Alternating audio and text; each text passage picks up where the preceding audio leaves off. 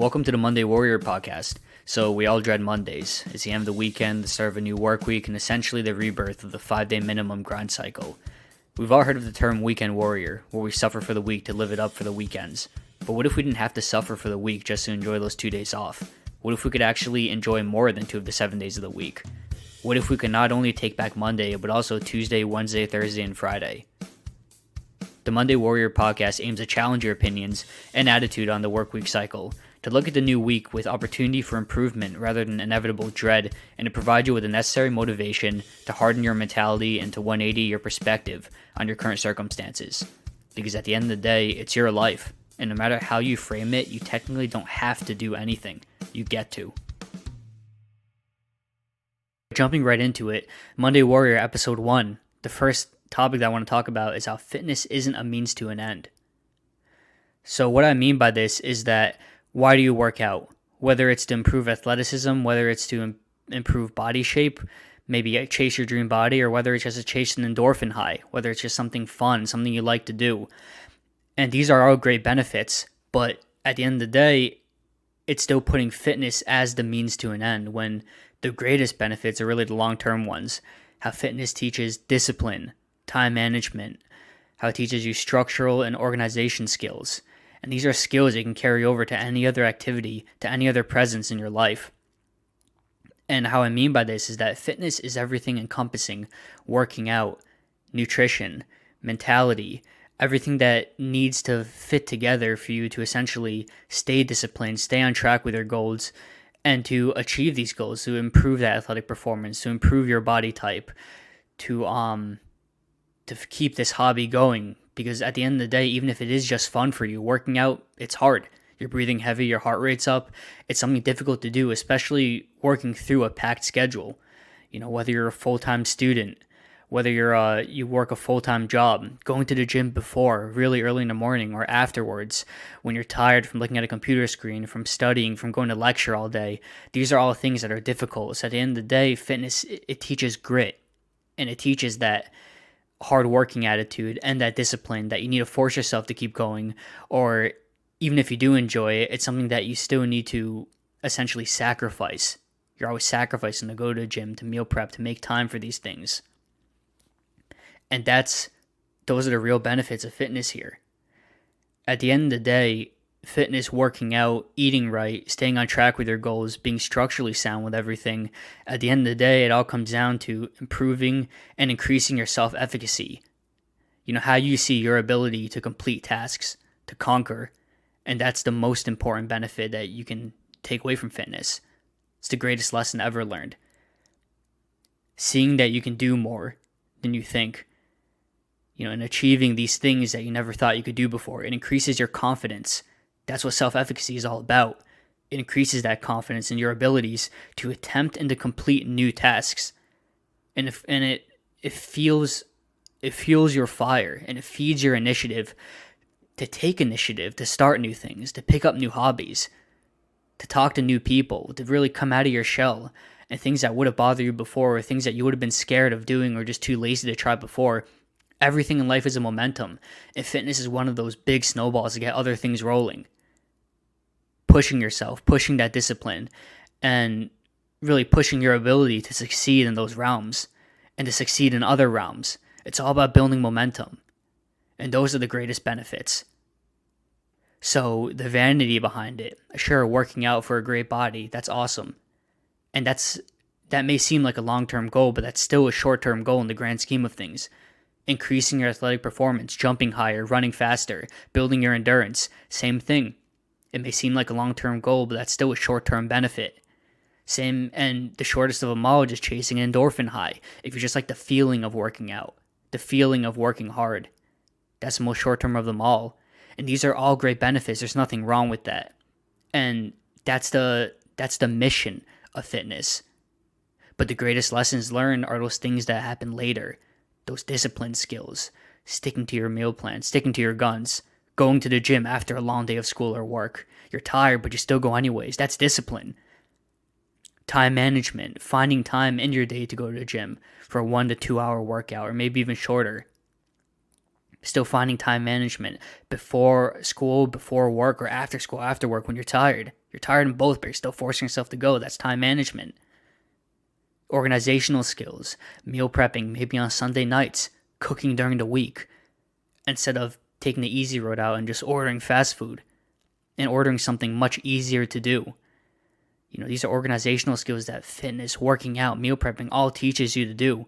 And these are all skills that you can roll over to other activities, to your job, to your work, to everything in between, to your relationships, taking new initiative, making more time, and teaching the discipline to see tough situations out. These are things that can all be learned from fitness. And these are the long-term goals, the real long-term goals. Not anything about building a good body, not anything about improving athletic performance or just chasing some kind of high. Those are great goals, but those aren't the long-term best benefits. And that's why fitness isn't a means to an end. At the end, it improves everything in your life. It improves your overall health, but more so your mental capacity and your self-efficacy to be better, to see yourself in a better light, to motivate yourself to keep going and to try new things. And that's what life's all about, being the best version of yourself possible. It sounds cliche, but it's true. And fitness is one of those things that forces you out of your comfort zone, and it keeps you out of your comfort zone because you need to stay disciplined every single day, and that's something you can carry over to anything else.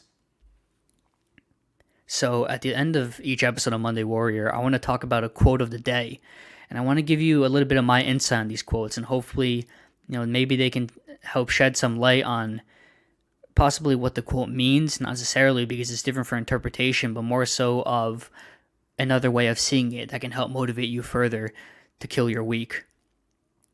So this first quote is, "Someone once told me the definition of hell. On your last day on earth, the person you could have become will meet the person you became." That's the end of the quote. And the way I see this is that it's a story of regret. It's a story of sitting on untapped potential and having all of your shortcomings come back to face you at the end of the day, at the end of the story, the last chapter, the last day on earth. And isn't that what hell is? Hell is the worst possible thing that can happen to you, and that's different for everyone. But this quote tells a story of shortcomings, a story of regret, of sitting on all this untapped potential, on sitting on everything that could have been, on what if. And it's important to know that when I say these shortcomings are not from trying new activities, trying goals, and failing. These shortcomings are from sitting back, being a spectator, deciding not to take action for whatever reason, whether you're scared, whether you're nervous, whatever your reason may be, even though you know you want to, but you decide not to. And you don't, and these opportunities pass you by. And it hurts the most at the end of the day to ask yourself, what if? Because what if embodies regret? And you can't change the past. Wanting to do something, wanting to say something at the present moment and not doing it for whatever reason, choking on your own fear, on your own nervousness, on your lack of motivation to do something, even though you know you want to, but maybe the cons or the pros in this current situation outweigh the cons of trying, because the best things are always the hardest. And at the end of the day, you meet the person that you could have become, the person who didn't sit back and wonder what if, the person who decided to try and wasn't afraid of failing, wasn't afraid of rejection, wasn't afraid of being scared and embracing that nervous path. And the person you are right now that was afraid of taking action, that was afraid, now you have to deal with it. You have to see everything you could have been, just a physical embodiment of what if. You could have been great. And even if you live a good life, it could have been a great life. It could have been so much better. And that's hell on earth. Losing time, losing untapped potential, or sitting on untapped potential, losing the opportunity to be the person that you're capable of. Because at the end of the day, we all sit on these enormous untapped reservoirs of potential. Human capability is amazing. Everyone who's achieved something amazing just tapped into that potential. They weren't born with anything incredibly special. They weren't afraid to go after it. They weren't afraid to use what they had at their disposal, and they weren't afraid of failing. So their hell on earth wouldn't be that. It would be different. At the end of the day, you choose the person that you want to become. Regardless of your circumstances, you choose the person that you want to be. the person that you can be, and you decide your own fate. You're the captain of your own ship, and you're the master of your own fate. Well, that's the conclusion of the first episode of Monday Warrior on the topic of how fitness isn't a means to an end, and addressing that last quote. Someone once told me the definition of hell: on your last day on earth, the person you could have become will meet the person you became. Thanks a lot for listening, guys.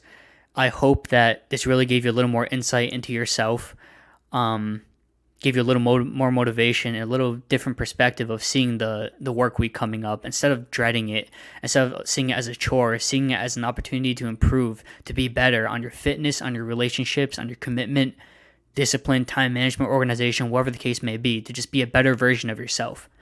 And it doesn't start on Friday when things are easy to think about these things. It starts on Monday when things are hard. And that's exactly where you want to be, thriving in the most difficult of situations. It's a new week and it's a new you. Now go out there and make something of yourself.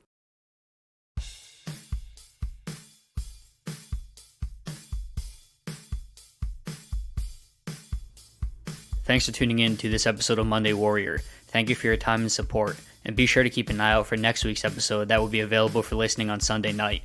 The clock is ticking. Start and continue chasing the life that you want to live this week, the week after, and so forth.